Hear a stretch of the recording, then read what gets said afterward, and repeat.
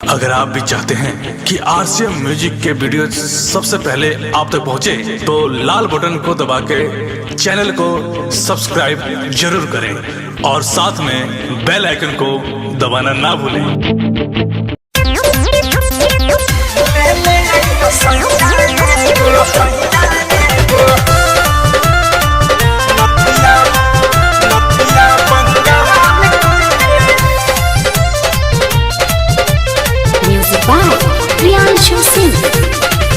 रोजो झमकाइब फोटो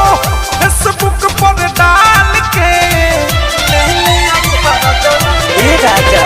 रोजो झमकाइब फोटो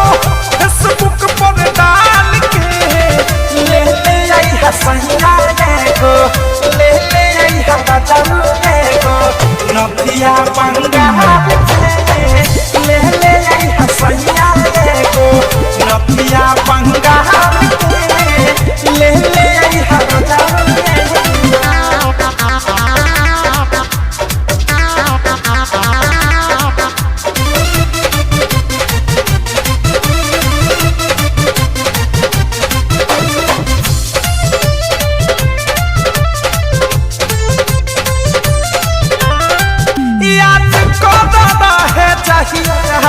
रतिया सुहाग के शादी में रह गई शादी रतिया जाग के याद है चाहिए रतिया सुहाग के शादी में रह गई शादी रतिया जाग के जूरी न जवाब तुहरा ये कहूँ सवाल जूरी न जवाब तुहरा ये कहूँ सवाल के ले आई हसैया को ले आई हजारू को नदिया बंगाल के ले आई हसुगना को नदिया बंगाल के ले आई हजारू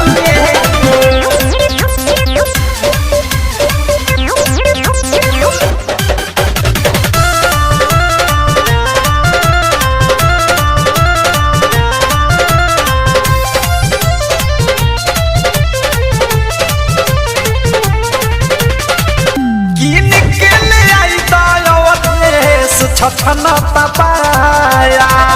टिकटॉक पर वीडियो बनैती नया नया कि निकले आई दयावत छछना तपाया भीको पर वीडियो बनैती नया नया रोशन बिसवा